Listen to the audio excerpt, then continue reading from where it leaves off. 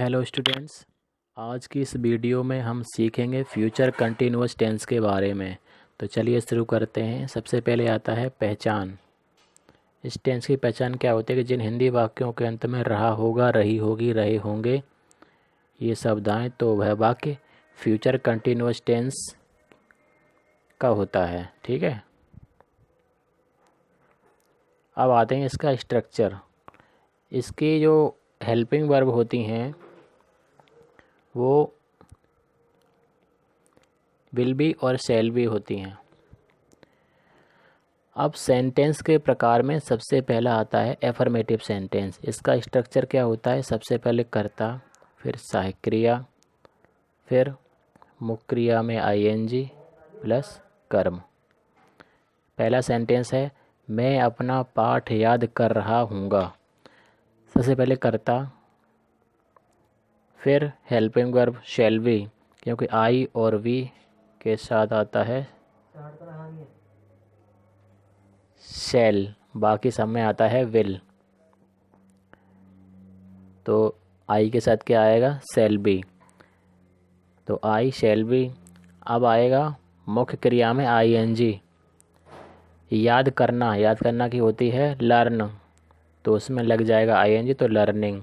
अब बचा अपना पाठ। अपने की अंग्रेजी कर्ता के अनुसार आती है। कर्ता आई है तो अपने की अंग्रेजी माई हो जाएगी। तो अपना पाठ, तो उसकी अंग्रेजी हो जाएगी माई लेसन। तो इसी तरह से स्टूडेंट्स आगे बहुत सारे एग्जाम्पल दिए गए हैं, आप इनकी प्रैक्टिस कर सकते हैं। अब आते हैं नेगेटिव सेंटेंस। इसमें कुछ नहीं है, हेल्पिंग वर्ब के बाद नॉट लगाते हैं। इसकी हेल्पिंग वर्ब होती है विल बी और शैल बी। तो जो नॉट लगाते हैं वो बी से पहले लगाते हैं। अगर विल, या तो हम विल नॉट बी लिखेंगे या शैल नॉट बी लिखेंगे बस। बाकी जो हमारा एफर्मेटिव था वही नियम इसमें चलेगा। तो कर्ता, सहायक क्रिया, और जो नोट लगाएंगे उसके बीच में लगाएंगे नोट, फिर मुख्य क्रिया में आईएनजी प्लस कर्म। जैसे पहला सेंटेंस था मैं कक्षा में नहीं पढ़ रहा हूँगा, तो सब्जेक्ट आई, फिर शैल और नोट लगेगा इसके बाद में, तो I shall not be, I shall not B.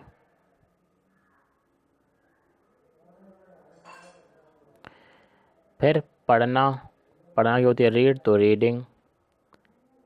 कक्षा में इन द क्लास। तो ये था नेगेटिव सेंटेंस का एग्जाम्पल।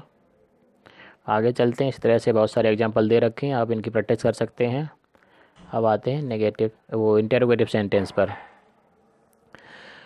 इसका रूल्स क्या कहता है? सबसे पहले आता है क्वेश्चन वर्ड, मतलब प्रश्नवाचक शब्द। फिर आती है सहायक क्रिया, फिर कर्ता, फिर मुख्य क्रिया की फोर्थ फॉर्म, या कहें मुख्य क्रिया में आईएनजी प्लस कर्म। स्टूडेंट्स इसमें क्या होता है, जैसे आपने जो नोट लगाई थी विल बी शैल बी के बीच में, तो इसी तरह से प्रश्नवाचक जो वाक्य बनाएंगे उसमें भी हम बी अलग रखेंगे और विल और शैल में से कोई एक ये अलग रखेंगे, और जो सब्जेक्ट आएगा वो बीच में आएगा इन दोनों के। अगर हमारा कोई प्रश्नवाचक वाक्य है वो प्रश्नवाचक होने के साथ साथ नकारात्मक भी है, तो हम नोट लगाते हैं कर्ता के बाद। ठीक है, तो नोट भी बी से पहले ही लगाया जाएगा।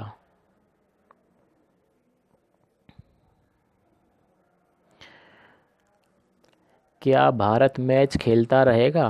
फर्स्ट एग्जाम्पल है, क्या भारत मैच खेलता रहेगा। सबसे पहले प्रश्नवाचक शब्द क्वेश्चन वर्ड, तो क्या, क्या शुरू में होता है उसकी अंग्रेजी नहीं लगाते, तो क्या की कहानी ख़त्म हो गई। अब आएगी हेल्पिंग वर्ब। हेल्पिंग वर्ब आती है कर्ता के अनुसार। कर्ता क्या है हमारा? भारत। तो जब भारत है तो क्या आएगी? विल। विल भी होना चाहिए, लेकिन यह वाक्य प्रश्नवाचक है तो बी से पहले कुछ और चीज़ें आएंगी। अब विल हो गया, फिर क्या आएगा? सब्जेक्ट। सब्जेक्ट क्या है? भारत, तो भारत की हो गई इंडिया, इंडिया। अब आएगा बी, तो बी आ गया। मेन वर्ब क्या है? खेलना। खेलना की होती है प्ले, तो प्लेइंग। क्या प्लेइंग? मैच। तो ये था इंटेरोगेटिव सेंटेंस का एग्जाम्पल। बहुत सारे एग्जाम्पल यहाँ दे रखे हैं। इसी तरह से आप उनकी प्रैक्टिस कीजिए। अब आगे आती है एक्सरसाइज और उसका सॉल्यूशन। आप ये हिंदी जो वाक्य दे रखे हैं इनकी आप कॉपी में नोट कीजिए इनको, और इनकी प्रैक्टिस कीजिए, और बनाने के बाद जो है इसका सॉल्यूशन देखकर आप उनका मिलान कर लीजिए कि हमने जो वाक्य बनाए हैं वो सही बने हैं कि नहीं बने हैं। अगर कोई कमी रह गई है तो आप उसमें सुधार कर सकते हैं। तो स्टूडेंट्स, इस वीडियो में इतना ही। अगला हमारा टेंस है फ्यूचर परफेक्ट टेंस। इसको हम नेक्स्ट वीडियो में बताएंगे। इसकी अलग से वीडियो बनाई जाएगी। तो इस वीडियो में इतना ही। जय हिंद।